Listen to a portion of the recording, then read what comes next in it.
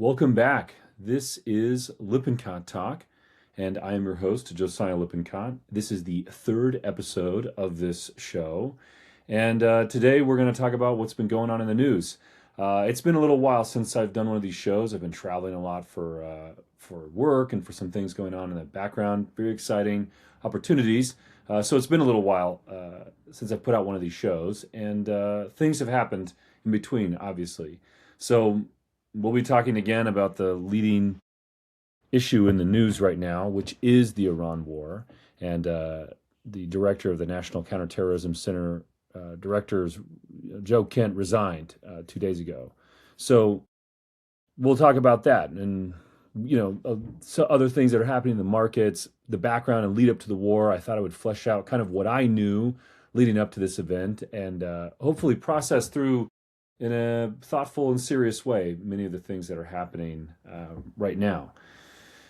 I'll be honest, I don't really like talking about this war. I don't like what it's doing to the American right. I don't like, I don't like that we're here in this position.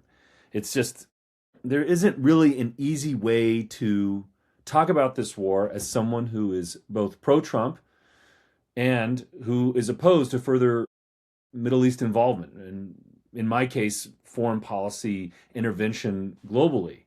It's never easy to be in a position where you feel at odds with many of your allies and friends over something that's really driving the news cycle and is obviously very important.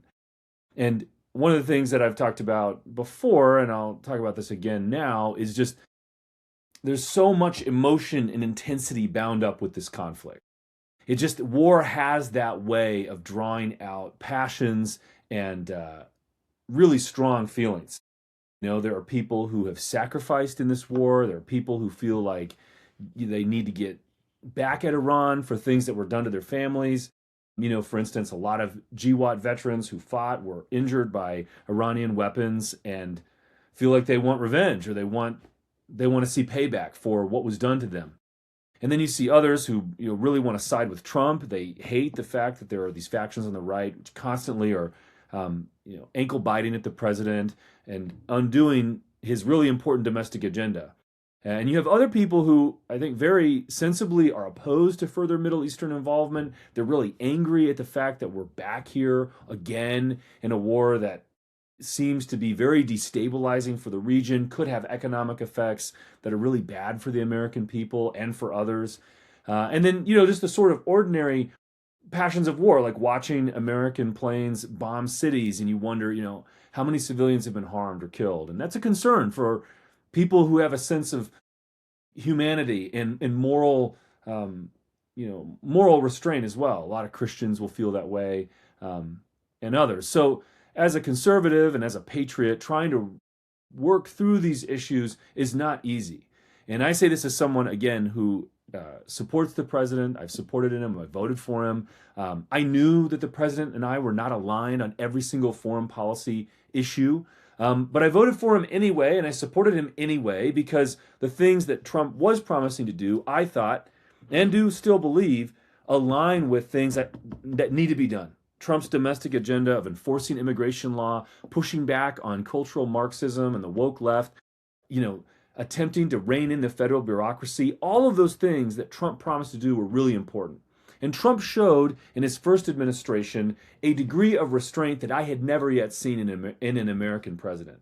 And one of the things that I told those who were on the fence in 2020 and 2024 about Trump, one of the talking points I came back to repeatedly was Trump has not started any new wars. And so now we're in this position, though, where that is the case. This is a new war. And it's a big deal. And I can't say how it will end. I think it could be the case right now that the most hysterical proclamations of global recession may not come to pass. And it may also be true that the triumphalist, we monkey stomped the Iranians, this was awesome, that too could turn out to be just real egg on face for a lot of influencers. For my part, I tend to think that the effects of the war in the long run economically will be bad for Americans. How bad? I don't know. They're already painful. Gas prices are up. Today they were nearly $4 a gallon. There's a lot of talk about commodities prices online, and we'll probably talk about that some here. But the point I want to make is, you know, I think this war was not a good idea. I've made all these arguments, and I'll make those arguments now. And yes, that puts me at odds with the president. So why am I doing it? Why am I coming out here and making this case? Why have I joined the podcast sphere? And the answer is the answer I've always given to this question of why am I involved in American political life? And it's simply this. I am a citizen of this country. I care about it, and I have an opinion about my country. And it's just partly an old American sense of, you know what? I want to say in the place where I live, in my home, in my homeland. And I'm just going to speak the truth. And that's always the guiding light for all of this is if you worry too much about what people think about you, or you worry about the dynamics in DC and the factions and all of these things, if you focus too much on those concerns, I think there's a danger of just losing your bearing, losing your ability to focus on what it is you're trying to accomplish. And I cannot say with any degree of certainty whether what I am doing will make a difference to any policymaker. I don't know that. I record out of my home in little old Hillsdale, Michigan, far from the centers of power, right? I do not profess to be a mover and shaker in DC. But what I can say is that I care about these issues, and I want to do my best to present thoughtful commentary and insight insofar as I'm able to grasp it. And I've devoted what mental energy I have, learning, time, resources, and the idea of learning enough to be able to say something intelligible, coherent, thoughtful, and just about American life. That's my goal.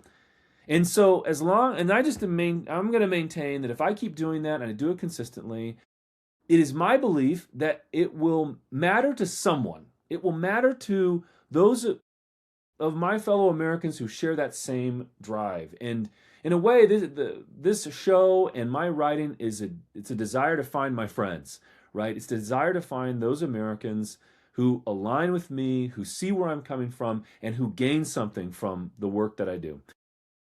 Again, as always, I'm really focused on the purpose, the aim, the end. What are we trying to do here? And the answering that question is important, and that's my goal, to provide thoughtful commentary on these issues. And hopefully you'll find that valuable as well. So we'll jump into the news cycle stuff. And the biggest one right now is Joe Kent's resignation as director of the National Counterterrorism Center. So I have talked to Joe Kent before. Many years ago, I interviewed him on a Twitter space. And I liked his platform when he was running for office. This was back, I think, in 2020. It might have been 2021. That we interviewed on X. So it's been almost 5 years ago. And like I said, I liked Kent. I followed him a little bit over the years. I've hoped he would win his race. I think, his story, his combat experience, the loss of his wife, his opposition, and I saw a pretty strong thread in his thinking where he just was opposed to overseas adventurism. Really was a restrainer, had a restraining impulse. And I thought that was good, and we hit it off on those grounds. So, differences between us, different generations. He's a combat veteran, and while I served, I didn't serve in combat. But, there's some overlap here, and I'm sympathetic to where he's coming from. So, all that said, what to make of his resignation, this big letter where he essentially said the president had been deceived into going to war in Iran because of Israeli propaganda and forces near the president who were pushing for the war on behalf of Israel. And Kent said he could not, he just simply refused to continue serving due to the war. So what to make of this?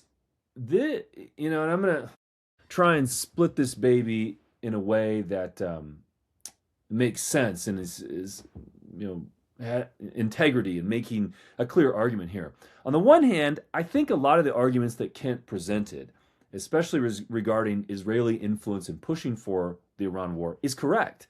And I too am opposed to the war, right? And I happen to like Kent insofar as I've had interactions with him. So given all of that, I will also say I don't think resigning was the right move. And I don't love the way that Kent made a big public statement before going out. And the reason I say that is not because I disagree with his arguments, but because I think when you serve as an advisor to the president, especially when you're serving as an advisor to President Trump and trying to push his agenda, he's giving you this position so that you can help him make policy. And the reality is there will come moments in any type of this relationship where there can be disagreements between the principal and then those who are serving him, right? And they're trying to implement his will. The presidency under the Constitution is a unitary executive. When you accept a role underneath the president as a subordinate officer, you're there to do his will. And part of that, of course, you have your own will, you have your own desires. If you're pressed on your advice, you're going to give it as best you can. That's expected of you. And the reality is there are going to be disagreements. And then you, as the subordinate, need to decide whether or not the relationship, if you want to continue your service. And so there's this tricky question of what do you do when you feel like the things that are being done by the principal, by the president, are at odds with your own values or your own view of policy? What's the right way to maintain your own integrity and also recognize that there's this disagreement that you feel you can't bridge that gap? In that case, I think it is honorable even to resign and say, look, I can no longer serve in this capacity because there's just a disjuncture between the principal and myself. And I think that's intelligible and understandable. Where this gets tricky is when you talk about you sending out the reasoning as you go out the door, and it becomes this major news story.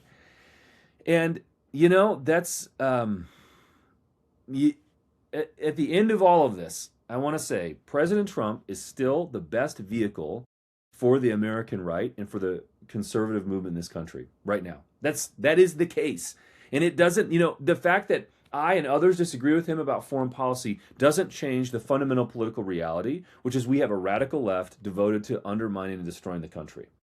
That's a fact that we've had to live through. And that doesn't mean you have to say, oh, I love foreign war now, I'm going to justify this. Not at all. And I am trying to show that those two things can go together. To say, on the one hand, I support the president's agenda, I want to help advance it, but I'm also at odds with these foreign policy moves. And again, so for someone like Joe Kent, who had this ability to influence policy from within the White House, to abandon that position, it's okay if you feel you can't serve, understandable, but do you really want to create and exacerbate that fracture? There are other people out there who are willing to push back on this war. And again, I understand the strong feeling of saying, I want to help save Americans' lives, and I think this is the morally right thing to do. I understand that. But there's also political reality, and figuring out how to navigate that is not easy. And I think it requires you have to be you have to thread that needle, and you have to walk that path in truth and honesty. And I think part of that is recognizing that when you sign up to serve and you're taking a subordinate position and you're saying, I'm here to execute the president's will, when you find that there's a disjuncture, I think the right thing to do is to simply walk away quietly if you feel you can no longer serve. In part, my view, and I'm compelled by this argument, which I've seen others make, is that, when you have this position of authority, again, and Kent, I don't know the exact nature of his role, and this will come out in the interview with Tucker, and I'll go watch that and figure out more about what's going on. But part of it is, you're in the White House and you have this ability to influence decision making. And sometimes that means you don't get your way. But that doesn't necessarily mean you should leave. And if he wasn't asked to leave, you had the opportunity to continue to shape policy and to help find your allies and put them within the American national security complex in order to push for a better foreign policy. I think that's a more powerful position to be in than to simply be a podcaster on the internet or to be on the outs or to be at odds with the president. And again, that's a hard decision to make. I mean, if you feel your integrity is at stake, okay, maybe you feel like you have to walk away. And, I'm not going to, I think it's better to do that than trying to undermine the president from within the administration. I've seen a lot of that in the first term, and I don't think that was the right thing to do. Though that was being done by liberals, and now you have people, non-interventionists from the right, trying to deal with some of these similar questions.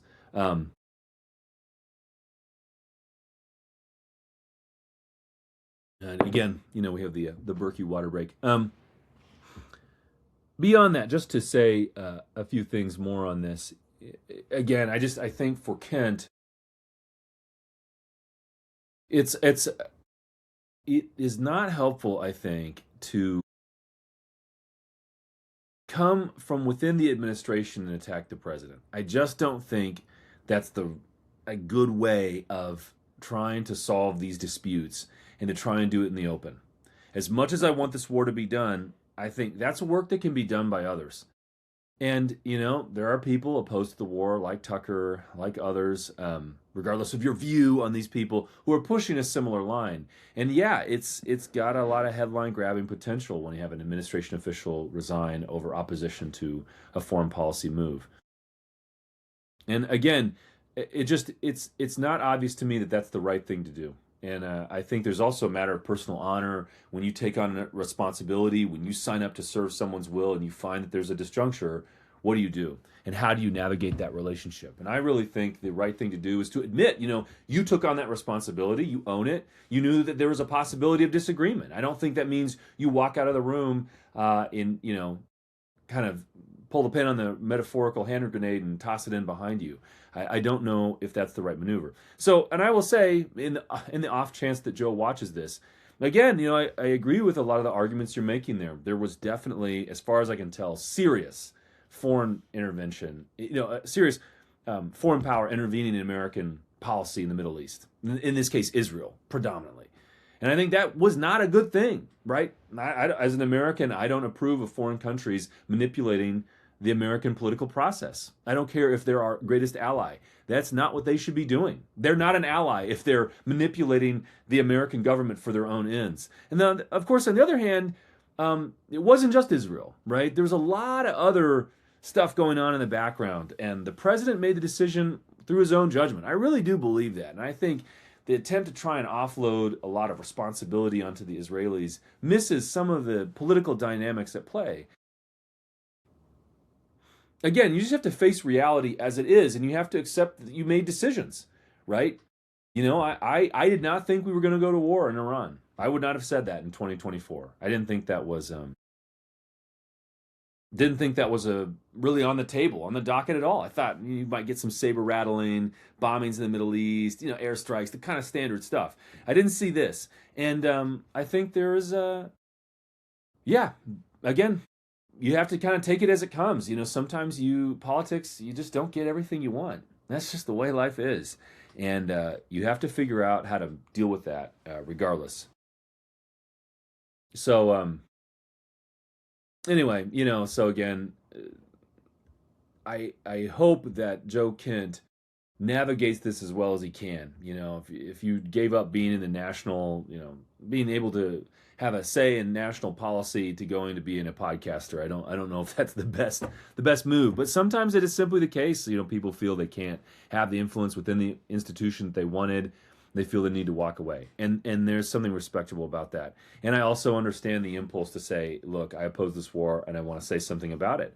I get that too. It's your right as an American, but it creates this political tension, and it's hard. How do you navigate this? I see people who are like, Joe Kent betrayed Trump.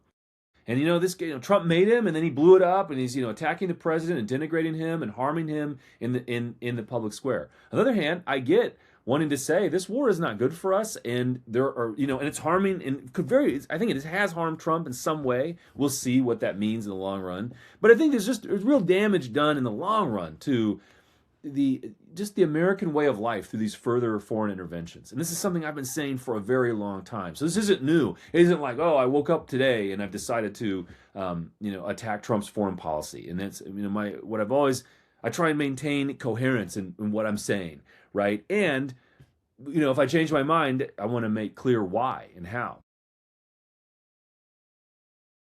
So I talk a little bit about, Kent's reasons for leaving the administration. And I mentioned, his arguments about foreign intervention. And I thought it would be helpful for me to just go through what I knew about the Israeli influence on American foreign policy all through 2025, what I saw, what I've seen in the media, about how this war came into being and just flesh out some of these details and just go into that a little bit. I think that would be helpful. And partly, I think it's just kind of obvious now the Israelis definitely drove American foreign policy. They lobbied for it very heavily. They wanted this war. There's no doubt about that. Marco Rubio's March 2 comments, he says, why did America attack Iran now? And I quote, the first is, it was abundantly clear that if Iran came under attack by anyone, the United States or Israel or anyone, they were going to respond and respond against the United States. So right there, you see there was a perception that the Israelis and the United States were on basically the same in the Middle East, and that the Americans expected the Israelis to strike, and then the counterstrike would hit America, regardless of whether or not the United States was involved in a military strike by the Israelis. So right away, you could see, so already our foreign policy is being tied together here, from the words of the Secretary of State himself. And here's another quote. We knew that there was going to be an Israeli action. We knew that it would precipitate an attack against American forces, and we knew that if we didn't preemptively go after them before they launched those attacks, we would suffer higher casualties and perhaps even higher those killed, and then we would all be here answering questions about why we knew that and didn't act. So again, I think what Secretary of State Rubio was pointing out in that March 2 press conference was, we are tied at the hip with the Israelis in the Middle East. And there was a sense that the Israelis were going to jump the gun and the United States needed to be on board. Now, there's other arguments as well that there was a high degree of coordination going on between both governments well before the February 28th strikes, and that you can see, those operations were being jointly planned, and the president himself had decided to intervene to strike the Ayatollah and decapitate the Iranian regime in one swift stroke in order to try and permanently degrade their ability to rebuild their nuclear weapons program, build up missiles, build up the capacity to threaten the region, as they say. So I think you can see right there, there's already this joint connection between Israel and the United States. And I think it's just a fact that we have to deal with. But it's not the only thing that was going on in the background. It wasn't just like it was Netanyahu pressuring the American government. There was also pressure from within the United States military for action. And I haven't seen this guy mentioned at all, but he's very important, I think. And it was General Michael Eric Kurilla, who was the CENTCOM commander up until August of last year. And there's a Politico story from June 18th of last year, just 3 days before the strike on the Fordow nuclear facilities in Iran. And Politico pointed out that Kurilla had a lot of sway within the Department of War to push for additional resources to be devoted into the Middle East, into the CENTCOM theater of operations, and he's pushing for a strike on Iran. And I think Kurilla also, I think he was from what I've heard, was in close contact with the Israeli government. Who knows what all of his motivations are. But the reality is, of course, he's within the building and pushing for the movement of real resources into that theater. And the Politico story makes clear that Kurilla had an unusually large amount of influence compared to the normal situation in terms of getting access to resources and focusing attention on the Middle East. So I'll quote from this piece. Kurilla's arguments to send more U.S. weapons to the region, including air defenses, have gone against the chairman of the Joint Chiefs of Staff, General Dan Kane, and Pentagon Policy Chief Elbridge Colby, who have urged caution in overcommitting to the Middle East, according to four people who are aware of the situation. So you can see right away there was tension between the CENTCOM commander and then the chairman of the Joint Chiefs of Staff, and between Elbridge Colby, who's driving policy on. I think Colby's definitely wants to push and pivot away from the Middle East and towards China, kind of the overarching theme of his work. Again, you've got this big figure, and Kurilla's actually physically imposing. Politico describes him here as his nickname was the Gorilla. And if you see pictures of Kurilla standing next to his subordinates, he's a big guy. He's very muscular. As Trump would say, he's right out of central casting. And the Politico story makes clear that Kurilla's forceful personality, his ability to articulate his goals and strategic objectives and mission accomplishment, that really helped drive and shape policy in the CENTCOM region. And he was very hawkish in terms of getting a strike on Iran. And I don't think it's any accident that the strikes on the Fordow Nuclear Center happened just a month and a half prior to Kurilla stepping down as CENTCOM commander. Again, I think that timeline was very important, that those strikes happened on Kurilla's watch. And so already you can see it's not just the Israeli government. I mean, Netanyahu's always going to the D.C. to push for this. And, from my understanding, there were, Mark Levin was involved in this. He was meeting with the president. He was pushing for strikes on Iran all last year, trying to, and I think Levin definitely might as well be an unofficial agent of the Israeli government in terms of the way that he pushes their foreign policy. So again, there's more than one person. You've got, the Israeli government itself. You've got American commanders who want strikes on Iran for their own reasons. You have talk show hosts like Mark Levin who are pushing for this. And then another key part of this was also a group called the Foundation for the Defense of Democracies. This, the CEO of that organization is Mark Dubovitz, and in January of 2025, he wrote a piece in the Wall Street Journal entitled "How Trump Can Counter Iran's Nuclear Ambitions." And the subtitle here is, "If hardline diplomacy doesn't work, he'll likely need to let Israel bomb Iran's nuclear facilities." And what's interesting about this piece is, in January of 25, Dubovitz is already predicting and outlining what a strike on the Fordow nuclear facilities would look like, and also making the case that in the aftermath of October 7, there is a need for the United States and Israel to work together to militarily disarm and degrade Iranians' capacity. And so you can find, I think the decisive final line of this piece is telling, and I'll quote here, "Israel knows its role in the Middle East, but it's unclear the same is true for the U.S. Israel's future is now inextricably tied to whether Americans, especially Republicans, learn quickly that skirting the Middle East is neither advisable nor possible." So while Elbridge Colby and Dan Kane, and I think too J.D. Vance and maybe Tulsi Gabbard and others are pushing away from the Middle East and away from further involvement there, you also see Levin, Netanyahu, General Kurilla, and then also this group, the Foundation for the Defense of Democracies, that are pushing for further American involvement in the Middle East, and they got what they wanted, right? And I'm sure there were other aspects to this policy making. And at the end of the day, Trump is the one being lobbied, and he could have said no, and he had his own reasons. I think Trump really is concerned about nuclear proliferation. I think he really does believe that there was an imminent threat to the United States from the Iranian nuclear program.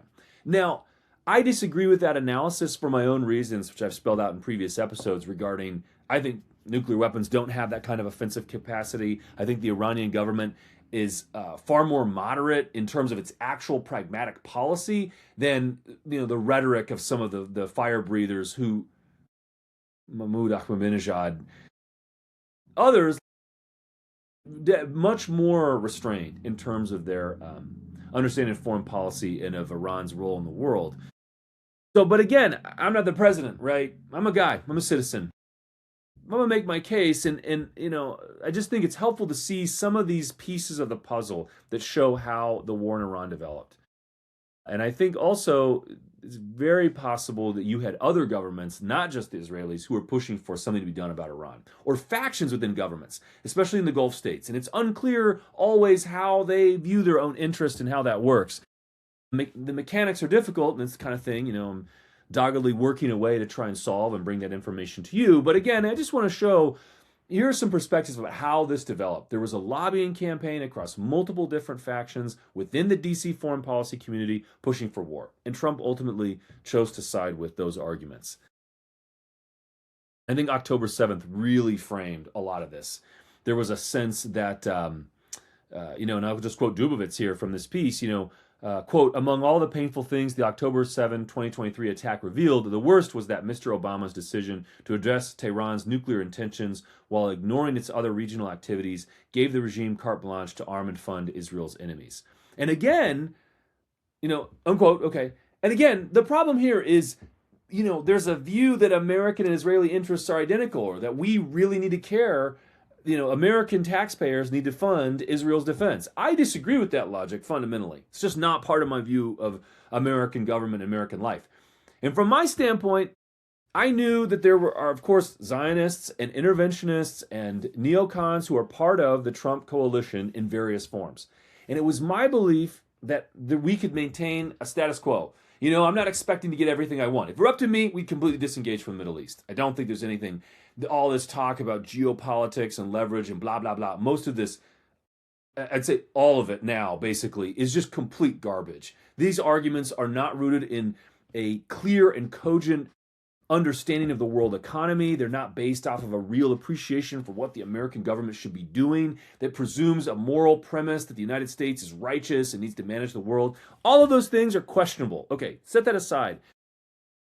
The point is, I was ready and willing to accept there's a certain level of support that you need to, there's a certain level of stuff that's just going to happen by the fact that we're part of a political coalition. I'm part of a political coalition. There's other factions that are at work here. So if the point is, okay, we're going to give money to Israel. Okay, that's just what it is. I wouldn't do that if I'm in charge, but I'm not in charge, right? If I want to be in charge, I got to go win the elections and I got to go get all the money and do that. So, okay, that's what it will take, is accepting some, in my view, there's this push and pull that's going on here. But in return, my thought, as I voted for Trump and, pushed for the policies I wanted, especially regarding immigration and national sovereignty, the idea being, okay, we'll solve these issues here at home. And by the way, Trump has done real good on immigration, the border, in terms of getting cuts to stupid government programs. He's done a lot of that, and it's good, right? It's not everything I've ever wanted, but it's good. It's in the right direction. And you know what? That's important. And I think way too many people, way too early, were attacking Trump when they should have been trying to push for policies that would better the country, right? There's this market of attacking Trump for clout online, and it doesn't go anywhere, right? And it doesn't mean there aren't problems, and it doesn't mean there's no room to push for policies that you want or to make helpful criticism. But again, that's a tightrope you've got to walk. And I'm walking it now in terms of foreign policy. Again, all this is to say, one of the biggest things that, it's just disappointing, or it's the fact that the status quo was upended. The war hawk faction managed to get the war, and they pushed outside of where they should be in the coalition. The status quo should have been maintained. Rescuing hostages out of, looking the other way as Israel bombs the ever-living daylights out of, Gaza or whatever. I mean, look, with our taxpayer money. And again, my view on foreign policy is I want out of these conflicts. I do not want to try and settle global morality, but I really do get an icky feeling about sending money abroad to kill people. I really don't like that. I don't like being involved in other countries' wars. And it's true, I don't really have a choice in that. I get taxed regardless of what I feel about how Israel bombs targets in Gaza. And by the same token, of course, I deplore the terrorism and violence employed by these, the Palestine liberation, push, and the violence by Hamas. All of that is bad. And I want out. I don't want to give humanitarian or military aid or money or whatever it is to either sides of these conflicts. Money's fungible. Every dollar that we give to, we're going to help, Palestine do all these things, or Gaza do all these things. And on the other side, the fungibility of money means there's stuff getting diverted into weapons production and manufacturing. I don't want to be part of that. I want out. I really don't like our involvement in that region. And again, I'm willing to accept, okay, I'm not getting everything I want. But at the same time, it really rubs me the wrong way to see one part of the coalition push for something that's way outside the bounds of what you're outside the left and right lateral limits of where you were supposed to be.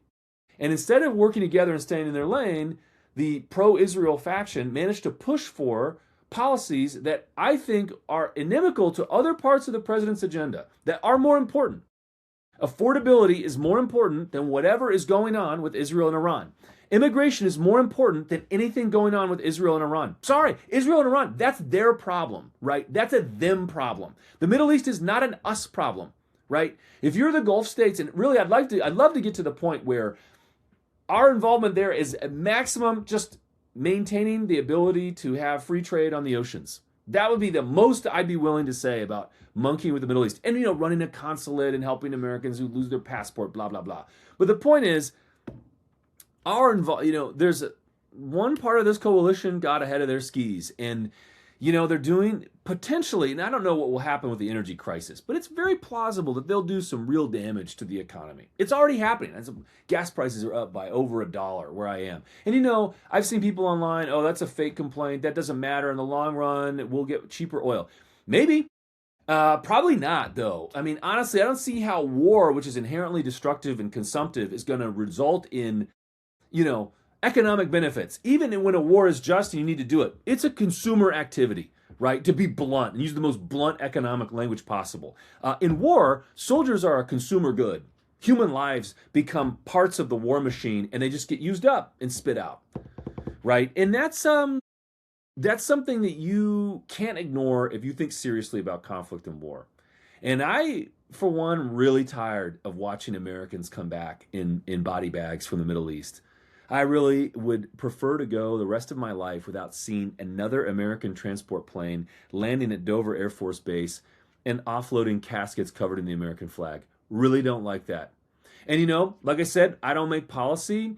There are political realities, blah, blah, blah. What are we going to do with it? You gotta play the hand that you're dealt. But I'm still going to push for what I think is right and what I think is true. And I'll walk that road alone if I have to. I don't care. I'll do the right thing. I'll close out here with a few comments about the podcast right. This is kind of in the news cycle that the problem is podcasters. So for instance, Karl Rove, he's the former chief of staff for President George W. Bush. He had an op-ed come out in the Wall Street Journal, and he just said here, I'll just quote a little bit, Here at home, the U.S. and Israeli air assault has revealed a significant divide between MAGA voters and a small but influential group of MAGA media figures who claim to speak for them. These podcasters, YouTubers, and independent journalists have decided President Trump's actions are a betrayal of MAGA. To them, he's an unwitting tool of the Israelis, or as some on the neo-isolationist right might say, the Jews. So in Rove there is then, goes on to say in the piece, denouncing these podcasters, denouncing them basically as anti-Semites. And they don't really represent MAGA. They don't represent the country. This is the real problem. These podcasters, these isolationists. And, this is, and I've seen this elsewhere. Mark Levin has been tweeting similar things. For instance, Mark Levin has said, he's got this tweet from March 15th. The entire cabal of woke Reich neo-fascist isolationists are smearing our POTUS and our military in the middle of a righteous and noble military campaign. They are a fifth column giving aid and comfort to a horrific genocidal enemy. They've always been fake MAGA and have joined the Marxist Islamist left in their unconscionable efforts and campaign. In the end, it is us, we the people, who they despise. Okay, as someone who is very much opposed to foreign intervention, I believe in defense of the American homeland, defense of, our ability to sail on the high seas. And I want to protect person and property. I believe I don't want Islamic terror on American soil. I want those people gone. I want restricted immigration. I want protection for American citizens of all stripes. I want my government to concern itself here as opposed to monkeying around the world. So again, then you have people like Mark Levin saying, this is the real problem, is these people who are a fifth column. That language is really striking from Levin. They're a fifth column. They're woke Reich, neo-fascists. What? Because we don't want to go to war? I don't know. I mean, again, it's like maybe he's there's a broad base of people who are opposed to foreign intervention. And some of these people are sleazy and they have, bad character and engage in lurid speculation. I, for one, have really disgusted by Candace Owens' shows on Erica Kirk. I think those were deeply inappropriate. Lots of allegations that had no business being made in public. Again, I can't even bear to follow this closely. I find it intolerable. So again, there's a real problem on the right. You have these media figures who are, they engage in, they attack Trump, have attacked his agenda, are undermining the ability of consensus forming on the right to push for real concrete policies. So there is a real problem here. But what you see now is that opposition to those factions on the right is transformed into all of these people who oppose war are now part of a fascist anti-Semitic conspiracy. They're all isolationists. They're all potential Hitlerites. That's a disgusting way of framing the discourse. War fever is already madness enough and has led to a lot of division already. I've had people brigading my account, including former mutuals, where it's like, hey, making saying absolutely horrific stuff, stupid, right? And utterly humorless, just grim. This is just, it's a lot of what made the online right so effective was good humor and, making compelling arguments. And now it's just humorless, grim death march, cheering on war, cheering on brutality, bombing cities, cheering on blockades. I mean, regardless of your view on the war, I think this is not good. It's not good for the character of, the American people, that this is the discussion that's happening. I don't like the effects that people have when they're caught up in the midst of war fever. It really drives a division between friends. This isn't good. But I will say this, I try as best I can to restrain myself from blowing up these relationships. But I also think it is entirely respectable to be critical of foreign intervention and to be denounced as a fifth column in your own country for not wanting to get involved in another Middle Eastern war really rubs me the wrong way. And it's crazy to me to see Karl Rove making talking points about the podcast right in the Wall Street Journal and then seeing that recited, and being, or at least not recited, but you see the same point being made, in other MAGA accounts online. It's like, look, there's a problem here. And I want to really, and again, I'm not going to tell anybody how they should approach this problem. And I get there are real problems with a lot of these podcasters. God only knows.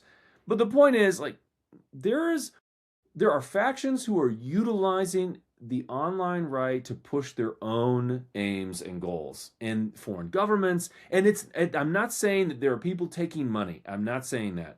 What I am saying is it's very easy to get sucked into the information operations of other countries and powers. And it's just really important to stay the course. And again, I don't mean that, again, it's a difficult needle to thread. It's a difficult tightrope to walk, but I think it has to be done. And I'm just going to be honest, it's just a weird thing. It's a weird, bizarre coalitions of people who are for and against the war. And again, this is an argument against the war, I believe, that there's so much division.